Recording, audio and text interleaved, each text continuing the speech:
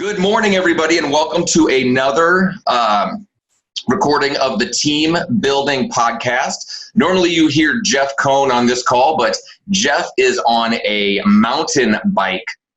desert bike trip where he's riding dirt bikes through the desert for about 4 or 5 days. So I am going to be hosting the podcast today. My name is Andy Cuny. I'm the success manager for Elite Real Estate Systems as well as Omaha's Elite Real Estate Group. And I am honored to be on the call today with Rocz. Say hi to everybody, Ron. Thanks for having me. I appreciate it. And I'm a little jealous. I was wondering this morning, I was like, I wonder if Jeff's doing something interesting like swimming with sharks in South Africa or something. And so he's out riding dirt bikes. He's dirt bikes in the desert this time. I think they went out to California and they're out in the desert riding dirt bikes. He, with his investment partner, Clint, and his with Dynamic Properties, and his lead acquisitionist, Andrew, who's an agent on our team. Cool. They're all three out there this week. So yeah, it's he's always doing. It's never he's gone for 4 or 5 days because he's doing something boring. It's always something fun.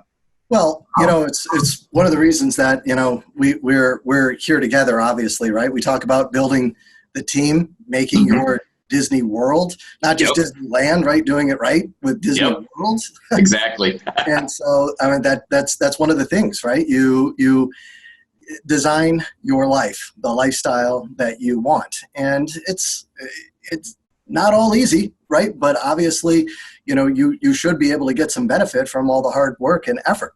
So I'm excited to be here. So I mean, you guys have shared a great deal with me, and I'm glad to give back. And when you guys asked if I'd be available, I'm happy to share. So we love it, Ron. I appreciate it. So Ron, why don't you give us maybe like a few minute background of you, like where you're from, what your market looks like, what your setup looks like, framework, that kind of stuff, so people can kind of start figuring out how they relate to you or how they get from where they're at to where you are.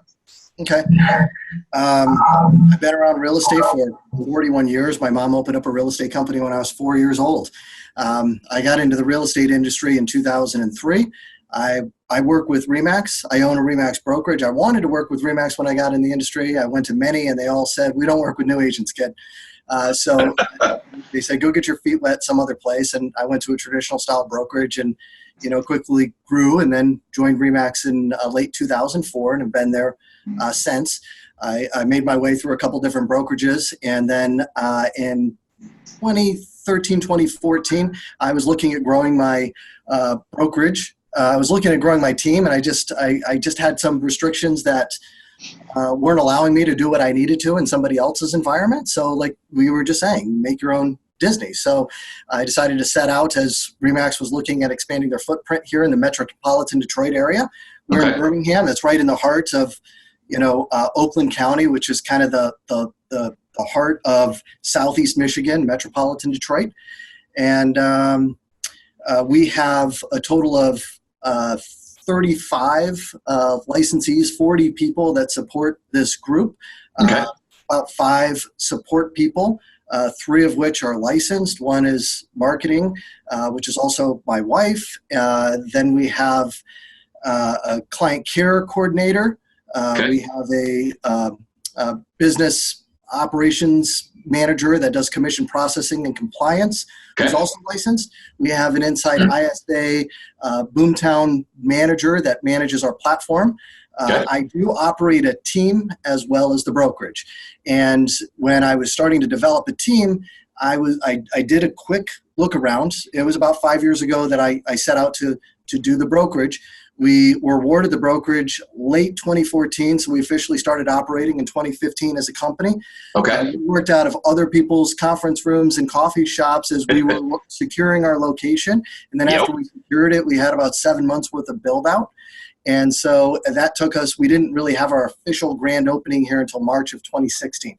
So we're, that's our company.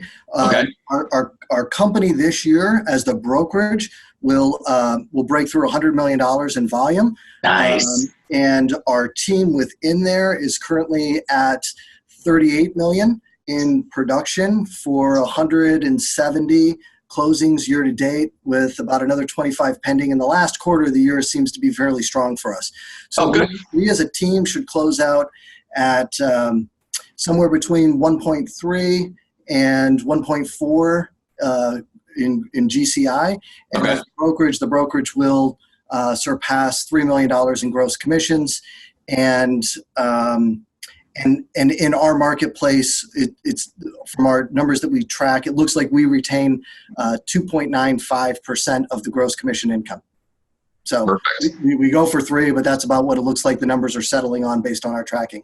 So that's awesome. Okay, so you know what? I have so many questions now, so I just want to like dive in and rapid fire a bunch of these. Okay, so first things first. You said, and you kind of slipped it in there, you went up a few different brokerages and they just weren't giving you the environment that you wanted. What were those things that you're running up against? Because something tells me, Ron, that, and you're a smart guy, if you were running into these issues, there's a lot of people going to be listening to this podcast that are like, oh, I have that same thing at my brokerage, right? So what were those things that were holding you back from having the environment that you wanted? Well, great question. So, I mean, part of it was I think that we've gone pretty full circle here, right? There was the traditional brokerage that was 50-50 split. And then, then you transition to a 100% agent-centric model. And then the agent-centric model realized that they needed more support that they used to get from their brokerage. So what did? They created a team. And then may or may not be getting the same type of support from their brokerage, because some of these teams that grow to a certain size, right, after they're not generating revenue to the brokerage because of different cap models, et cetera, they become a burden on their brokerage. So now they're almost feel like they're being shunned for being successful. So then you take a look that we've almost come full circle. So what I was looking for is a brokerage that was an environment that not everybody needs a team, but people need the services that the team provides. So we thought that there's ways that we could accomplish that. It wasn't just, hey, come to us and then build a team. It was, we already have a team, and since we have the support infrastructure, it's hard for an agent that's doing 36 transactions, want to go to 50 or 60, and then they want to hire an assistant, but maybe their business is a little volatile, and so it's hard for them to forecast, or maybe they have a part-time assistant, and as we know, they're always off when things get busy or when you're on vacation. It just doesn't work. So we just figured that since we already needed to support the brokerage, the team production, we could support the agent's productions with the same types of services that you would expect to receive on a team while at a brokerage. And love it. So it just evolved. Actually, one of my early team members that were on a very traditional split, as a normal team would be, say 50-50, they said, hey, now that you have the brokerage, about 70% of my business is my sphere. I was wondering, could I, just join the brokerage? And so it's like, yeah, we can do that. And that's a benefit of owning a brokerage as opposed to just a team. When sometimes you grow these agents and they want to fly the coop, you don't necessarily just you lose them sometimes to another brokerage. Well, we can actually still retain them. You give them a landing spot. Right. So we can train them to where they can go on their own, but we treat them great enough to where they'd like to stay. And it's a hybrid of sorts, because they get to experience the benefit of working with their sphere of influence and retaining that higher split there, but then still benefiting from the lead generation that we've compounded over the years. As you know, it's a snowball. It gets bigger every year. So we haven't laid off of that, and we could easily take on another 15 to 20 agents and feed them somewhere between 35 and 50 leads per month. So yeah, part of what I'd want everybody to know is if you're within the Southeast Michigan area and we're centrally located, if somebody was looking at expanding their opportunities, while still having the benefit of retaining a larger split on their sphere of influence, but having the benefits of a team, we are still actively looking at growing with agents who can take part in that. And that all started from an agent that said, I'd like to transition, but I'd still like the leads. And she so simply said, hey, since I'm going to take more on mine, I'd gladly give you more on yours. And that's how that just kind of evolved. I love it. It's organically, right? But you used what some would view as a frustrating situation where somebody, you know what I mean, was telling you that you had invested time and money in, saying, hey, you know what, I'd like to do something over here. And instead of taking it as a loss, right, you took a step back and said, well, how can we make this a win-win? And now look what you've done with it. You know, that's amazing. I love that. Okay, so now I still have a bunch more questions, but I think you answered that perfectly. I love it. Okay, so next, you talked about lead generation. What types of lead generation do you do for your agents? And then what type of technology do you have that coincides with that lead gen, right? Because we all know that lead gen can be easy, right? It can also be expensive. It can be inexpensive. There's a lot of different ways to do it. Lead gen can be easy, but lead conversion is hard. So what do you do? What type of technology in addition to all the lead generation for your agents? So we've deployed what we feel is the best in class in the industry. We took on the Boomtown platform before founding the brokerage, and that followed us over. So the Boomtown platform is what we use. We have a fairly aggressive spend. 60% of our marketing dollars are PPC. We think that I think that's more of an intentional search where somebody's searching for homes in Birmingham, Michigan, or houses in Birmingham, Michigan. And so we feel like we capture those earlier on in the funnel. Then 40% is Facebook and other social media outreach that we do. We've invested into other lead sources over the course of our time, but we found with the splits and the different cost per lead systems, they just weren't making as much sense. So we ran very expensive marketing campaigns with Zillow and Realtor.com, but just through the tracking and accountability and looking at the return on investment, we found that we were getting the best return and the best pipeline by sticking with the platform that's managed by Boomtown in the PPC and Facebook campaigns. So once the leads come in, and we're generating in excess of 1,000 leads a month. Beautiful. Oh, wait, hold on real quick. I love all that information you said, but of course I'm coming up with more questions. And what happens is I preach this a lot, but you said something there where you like the way that the AdWords, right? It's more of an intentional search. I love that phrase you use, an intentional search, than like a Facebook lead, because a Facebook lead, I always feel, and our numbers back it up, is that with Facebook lead, you're searching them, you're seeking them out, trying to wear them down until they agree to sign up. Right. Whereas with an AdWord, they're searching you out. Absolutely. Right. And so, but I love it too. You do 60-40 AdWords to Facebook, and what Boomtown will do, unless you ask them not to, and a lot of lead generation systems will do, is they will just go for the cheapest lead. Right, whatever's cheapest at that time of day, right? Because they run their algorithms. Right. But we always do our ad spend is very similar to yours. We're 70% AdWords, 30% Facebook. Okay. We don't particularly love the Facebook leads as much, obviously, but we always want to keep our foot right in that door because we always got to be testing it to find out, is it better, right? Is it getting better? Is it getting worse? So that we can obviously then share that information with others on platforms like this. So I love that you said that because it makes me so happy. All right, so now it's coming into Boomtown. You got 1,000 leads a month, and you hand them out to your agents. Can you tell us how you hand them out to your agents? Is it different with agents on your team versus agents just at the brokerage? How does that happen? Well, yeah, for the most part, the agents who want to subscribe to the team methodology are part of the team. You know, we also have agents at our firm that are, you know, $20+ million producers on their own. They're not interested in our leads at a different split because they're very successful on their own. So, however, we would allow them, much like you guys would, you know, to allow their team members to partake in this because we still have more opportunities than we do agents. And we don't want to give too many, and we want to help filter them down and be the most effective that we can be. So as our lead volume has grown, we've tried every combination. You know, we went from round robin to Shark Tank. Boomtown reached out to us because our opt-in rate with Shark Tank was so high.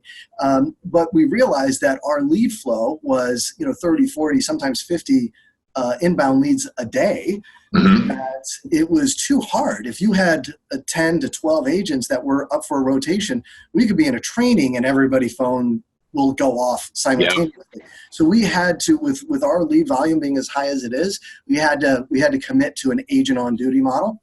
So they're on for the full shift. They will take somewhere between one, as many as 3 shifts over the course of a particular month. We calendar that out. We use Google Calendar and G Suite. We synchronize with their calendars. We then check the vitals dashboard. They're on for that shift. We then make sure that they're moving them through the appropriate category. So we have an in-house ISA customer service manager that comes in the next morning. First thing they do is how many leads came in the day before? Are they in the appropriate categories? Are there some left in new? How many are in qualify? Are they moving them to the appropriate categories? And just working with you and working with Boomtown and other people over the years, we've come to realize that, if you just manage it on a daily basis, it becomes easier to manage. So we have 27,000, leads in there. Yep. And it can be a lot for somebody. So we have a ISA queue. We call it KC Pool.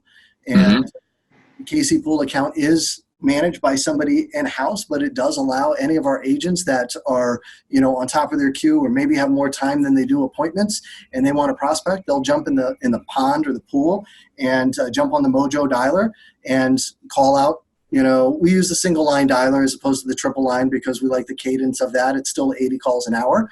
Yep. And we realize that our agents are able to connect with 27% of the outbound reaches, and so we're tracking those, and so we back into those numbers. And then, of course, we like that Boomtown works with, different API companies. So we've explored, API Nation or RealSync.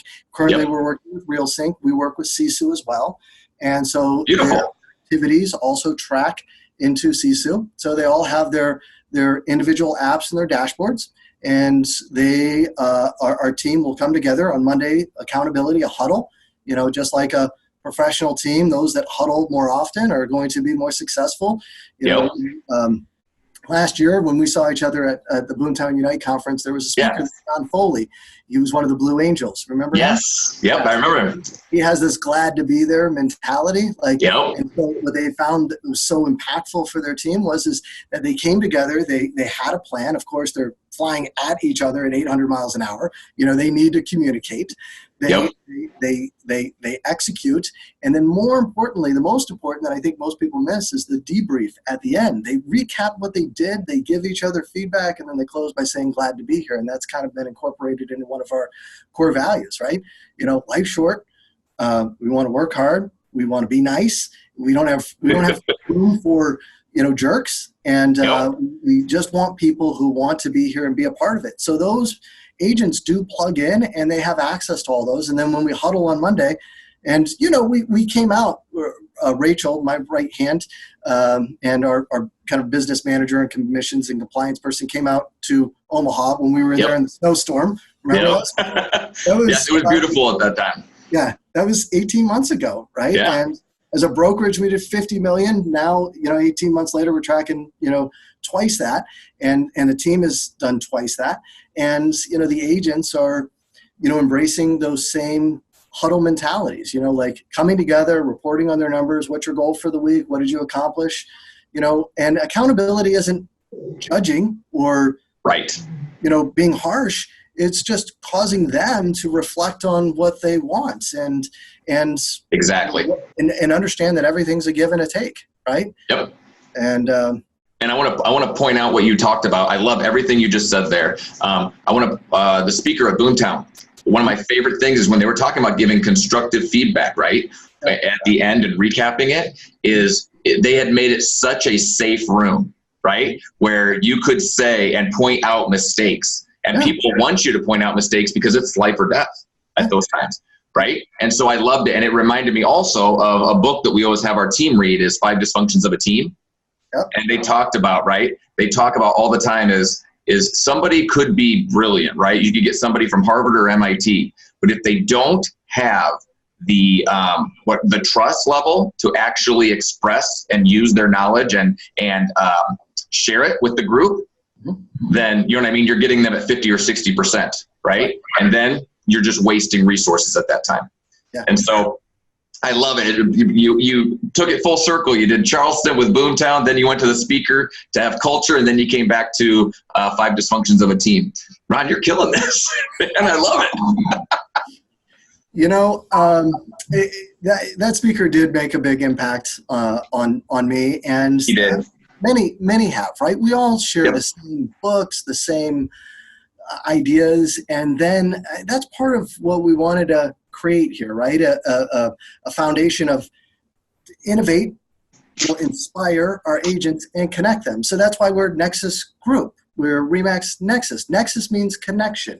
It's a powerful word that means we're not alienating others. We're better together, right? And so we can be that central connected place that everybody can benefit from being. Whether you're on our team or not, we still want to live by these core values that are, create amazing experiences and seek and share knowledge. And some of these sound familiar, right? Because, you hear them at Boomtown, you hear them, very similar, but we're growth mindset. We want people who want to do better. We're not someplace, for somebody to just park a license. As a matter of fact, I just recently created a holding company for that reason. If somebody does get in and they realize that they, maybe it wasn't what they thought, but they still want to be, paid referrals, then they can put their license with our holding company and still be rewarded for it and know that they're being taken care of in an environment that they would like to have been a part of, but maybe it just didn't, maybe it was more work than they had anticipated. And I love that you went from the team to the brokerage to the holding company. You are over and over again at every crossroads giving people options, right? Where it can be a win-win and a benefit for both sides. So I love that. It's always about options and opportunities. One thing I do want to jump back here and ask you, you're generating over 1,000 leads a month. You're letting Boomtown do your ad spend, and it's 60-40 between AdWords and Facebook. Do you guys, that's a lot of leads, do you guys use any MSAs to help cover marketing costs like that?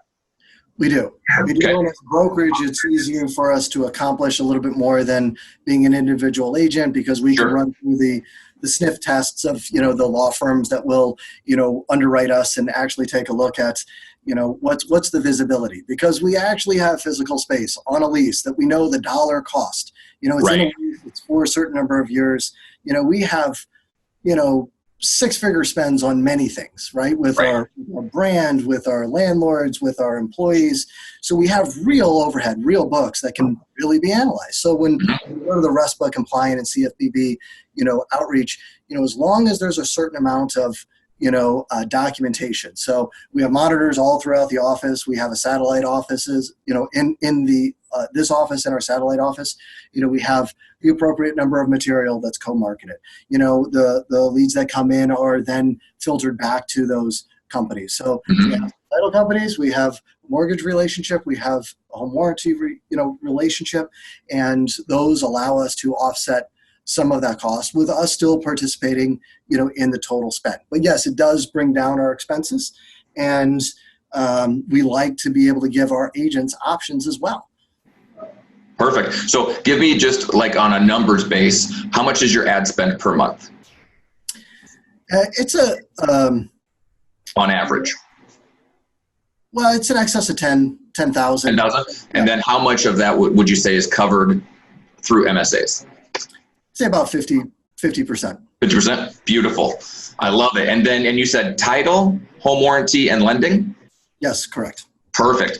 Okay. And then the last question I want to touch on real quick is, you said you went through all of the staff you have, like ISAs, operations managers, client care specialists, those types of things. Yep. What do you guys, or does your brokerage and or team implement a broker fee? Yes, we have broker transaction fees. They're fairly common in our marketplace. Yep. Same here. We're in line with the marketplace. We'll charge slightly higher, and it is charged through to the client. And for the most part, we rarely get any pushback from that. But if we charge just slightly higher, $395 on a transactional basis, we will then handle the transaction management, not just for our team, but also for our brokerage. So out of all of the agents in the brokerage, 66% of the total transactional volume is handled by our transaction team. So that's one of the benefits that people have seen.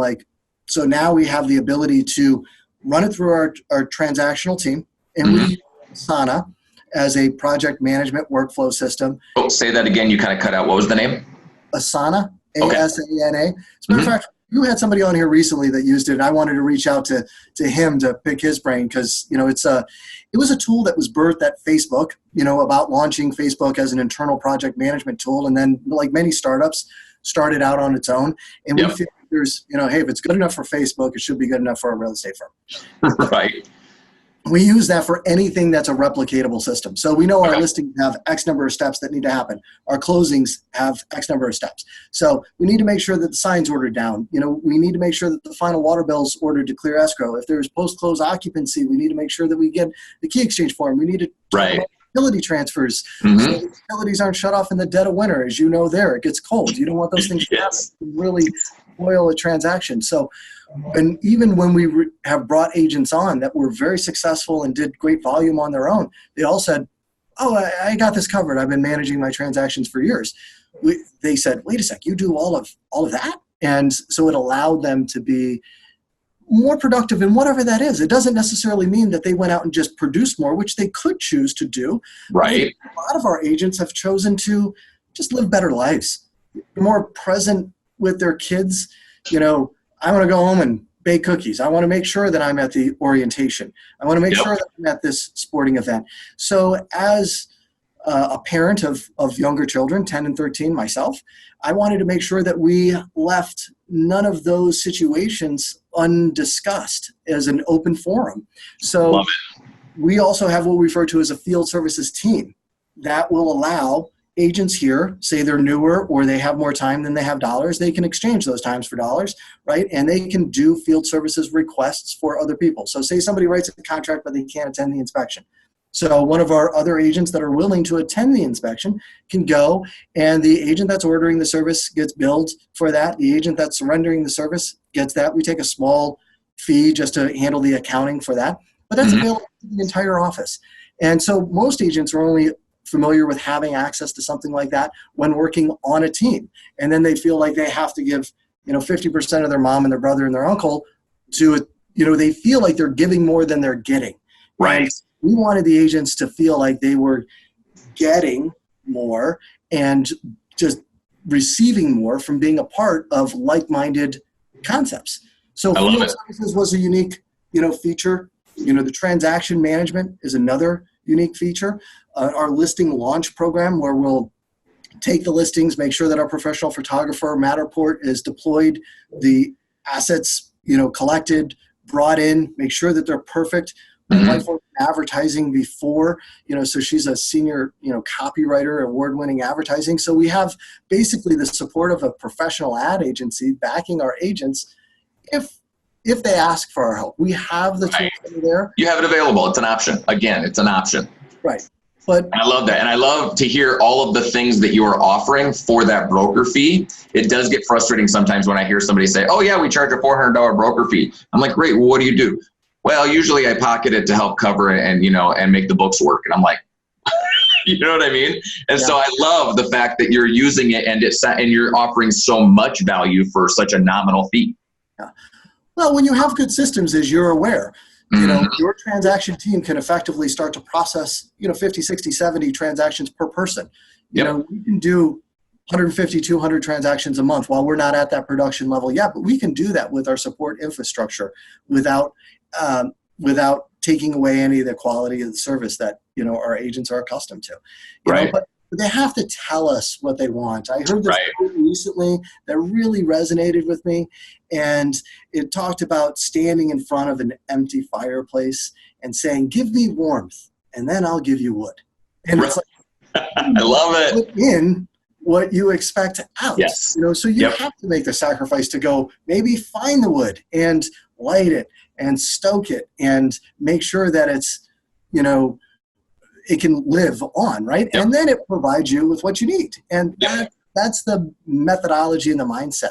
And so we've grown selectively. We've had some selective attrition. We've had great retention, but we also feel like if you build systematically, then you'll have a more solid foundation, to build what we want to accomplish. And that number is just growth with the right people, not the highest number of people, the right people. The right people.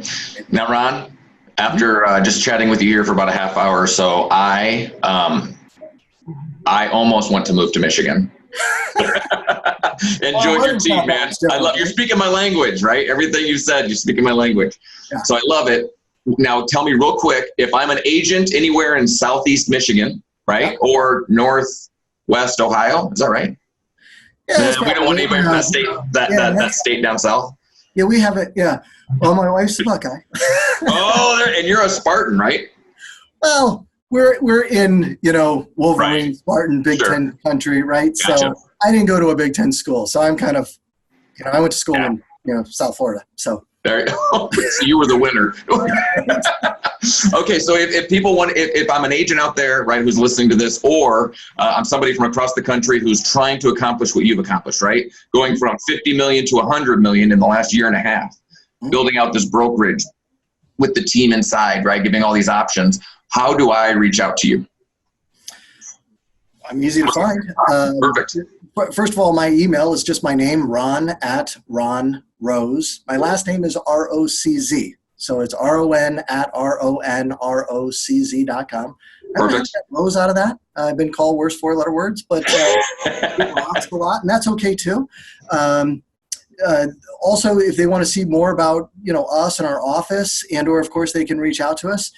We have a website that's just dedicated to agents that may be interested in learning more about us, or even seeing one or both of our offices. We have Matterports posted there. It's joinnexusrealty.com. Perfect. If you were to go there, of course, call me, 248-798-4404. Perfect, man. I love it. And if you guys, obviously, if you listen to this, you subscribe to it. We host all of our podcasts on ERS or EliteRealEstateSystems.com. It's on the podcast page. You can go listen to this podcast, obviously, with Ron, any of our past podcasts. And Ron, I'm looking forward to it, man. My goal is to get you out to our team building summit next year. Absolutely. In Omaha, man. Looking forward to coming back and starting. I love it. Perfect. All right, brother. Thank you so much for the time, and I hope you have an absolutely amazing rest of the week. You too. Thanks. Bye-bye.